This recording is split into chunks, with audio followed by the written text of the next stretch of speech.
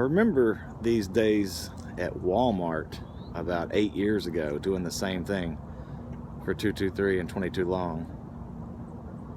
I didn't think we'd have to do this again.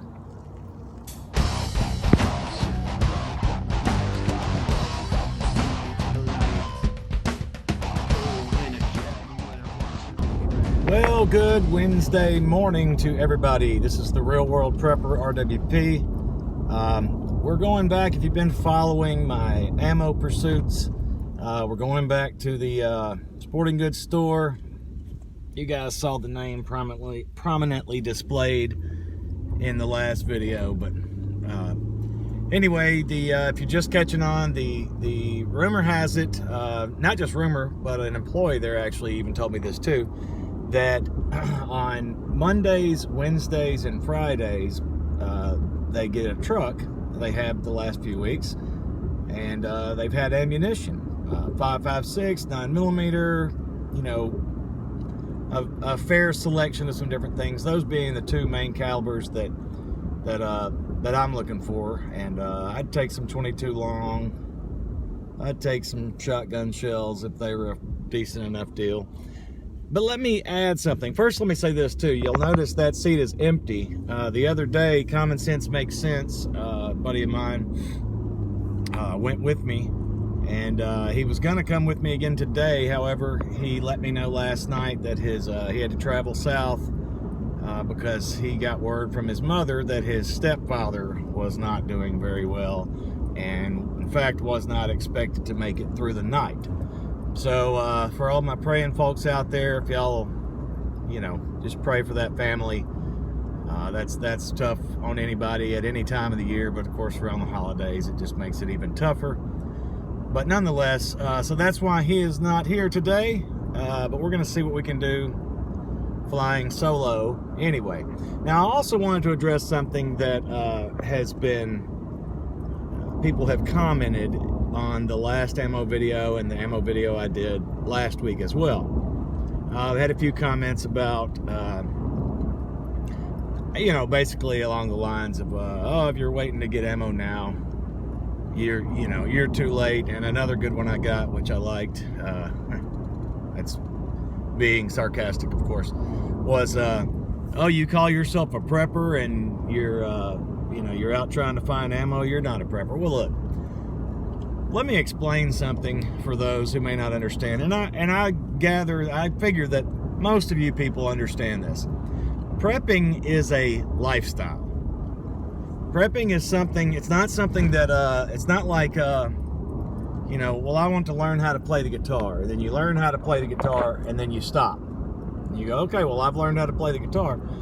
If you want to learn how to play the guitar, you need to learn how to play the guitar, but then to be proficient and to get better, you keep on practicing. Well, you know, similarly, to be a prepper is to do this, is to prep, is to prepare, and to put up your stocks and continue adding to those. And you don't stop. It's not a goal to be reached.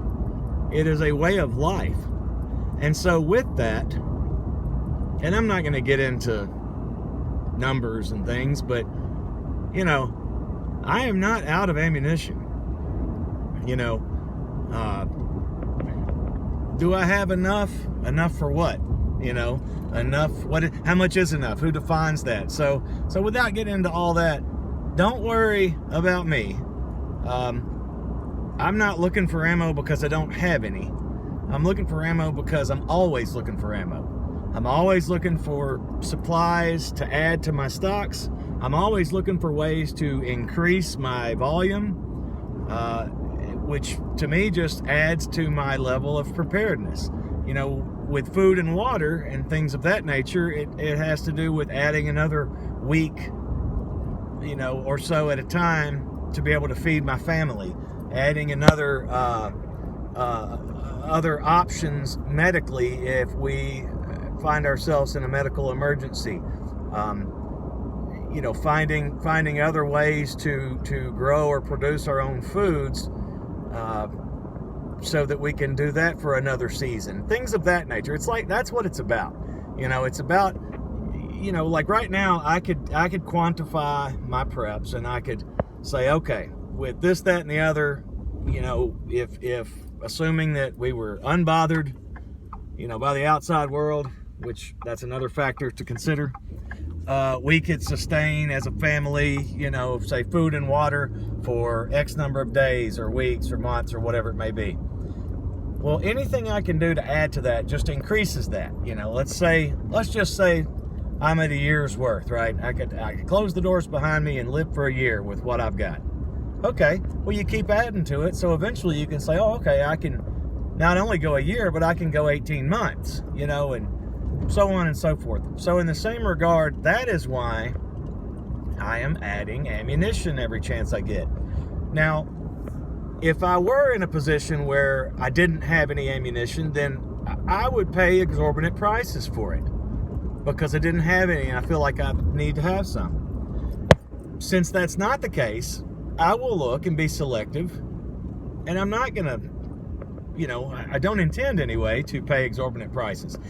If you are in a position right now where you don't have and you need, then the pricing may not matter. It may not need to matter. And I would say to you, if you're in that position, if there's something you need and that you do not have, or that you most assuredly do not have enough of, then I would say price be damned, you know. But that is not my position because I've been doing this for almost a decade, you know. So anyway, we're traveling to the store. We'll be there in a few minutes. Stick around, let's see what happens. So this morning the crowd is bigger and the line goes farther back. So there's that. I remember these days at Walmart about 8 years ago doing the same thing for 223 and 22 long. I didn't think we'd have to do this again.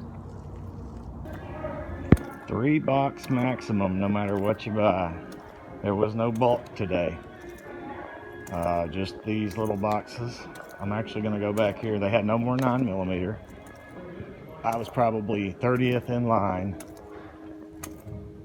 and probably 30 more behind me. I'm going to look and see if they got me 22 long bulk packs.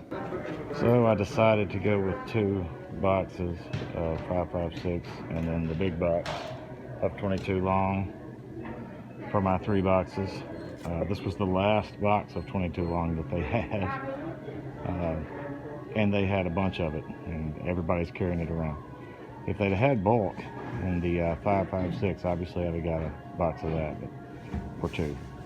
Anyway, so I put on this disguise, which has changed my skull cap for a ball cap, and put on my glasses and took off my outer fleece, and got 3 more. So that is what we did today. There they are. There's the store. So that's what we did today. We did find a little bit. I ended up, of course, 2 walks in, walked out, dropped this off at my truck, and then went back in my disguise. And today I managed to get 100 rounds of 5.56 and 525 rounds of 22 long. And I'll probably do this again some more times. I'm hoping to catch one of these bulk boxes of 5.56 or 223 and also of 9. They had 0 9mm. As I've stated, I am not poor in this category, but I'm a prepper, and so I'm always adding to my preps. Thanks so much. We'll see you on the next episode.